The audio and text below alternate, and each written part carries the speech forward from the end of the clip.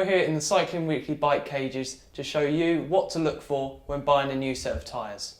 If you're looking to make your bike better, it might be tempting to go for a flash set of aerodynamic wheels or maybe a wholesale group set upgrade. However, the most cost-effective way would be to go for a set of tyres. They'll make you ride faster, improve your cornering, and most importantly, they'll reduce the amount of time you'll spend at the side of the road fiddling around with tyre levers and a mini pump. There are three different types of tyres on the market. First up, you have this. This is a Clincher tyre. How it works is you have beading going around the outside of the tyre. This then flips underneath the rim on the wheel. The Clincher is the most common choice amongst road riders, as it's really convenient when you get a puncture. All you need to do is flip the tyre off the rim and change the inner tube. Easy as that. The second type of tyre you can buy is this, the Tubular tyre. With this design, the inner tube is sewn into the casing of the tyre, and then the whole tyre is attached to the wheel using rim tape or glue. This is the racer's choice, as it generally has lower weight than a Clincher and also has lower rolling resistance. However, the downside is that because the inner tube is attached to the tyre itself, it's really quite difficult when you do get a puncture. The final type of tyre you can buy is this, a tubeless tyre. This is similar in design to a Clincher. However, the tyre sits really flush against the rim, which holds in air, eliminating the need for an inner tube.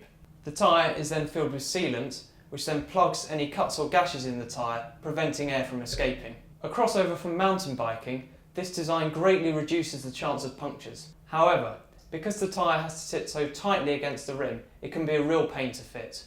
Road tyres generally come in one of three widths, 23, 25 or 28 mm. Traditionally, 23 mm have been used for racing, while 25 and 28s have been used for training and rough roads.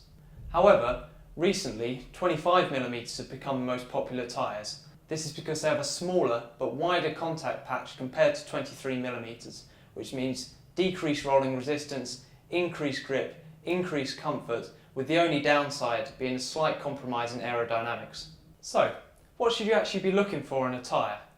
Ideally, you want a tyre that's got good grip, low rolling resistance and good puncture protection. The bad news is it's pretty much impossible to hit the mark on all three, with fast, grippy tyres having bad puncture protection, while bomb-proof tyres are generally slower and have less grip around the corners. So what's the solution? Well, this really depends on what type of riding you're doing, what type of terrain you're riding on, and what time of year you're doing it. For winter riding, you're going to want something like this. A hardy tyre that prioritises puncture protection above all else. The last thing you're going to want when it's 3 degrees and pissing it down with rain is standing at the side of the road with a flat tyre, taking off your gloves and fiddling with a pair of tyre levers. When it comes to puncture protection, you really get what you pay for. At the lower end of the spectrum, all you're really going to get is a thicker layer of rubber, which means that any thorns or pieces of glass just have an extra couple of millimetres to go through before they hit your inner tube. However, at the top end of the scale, you're going to have a strong layer of fabric down the centre of the tyre, and at the sides you'll have reinforced sidewalls. Come summer, you're going to have very different needs from your tyres. If you're going to want to ride fast, you're going to want a tyre with low rolling resistance. The best way to judge a tyre's rolling resistance is to look at the TPI count. A higher number means that there's finer nylon threads used in the tyre's casing, which means a faster ride. However, finer threads are also weaker threads, which means a compromise when it comes to puncture protection. But given the better weather and road conditions you're going to get in summer, hopefully this shouldn't be too much of an issue. If there's one thing you want from your tyres in both summer and winter, it's grip. Now, you might think that a tyre's grip is dictated by the tread on the tyre, but in reality this couldn't be further from the truth. Because tarmac is harder than rubber, the tyre does not have a chance to leave an imprint on the tarmac, meaning it has no effect on grip whatsoever. In fact, there's a school of thought that the more tread a tyre has, the worse its grip, as the tread pattern reduces the amount of tyre that is in contact with the road. Instead, a tyre's grip is dictated by the rubber compound. The bad news is that the compounds are closely guarded secrets of the trade.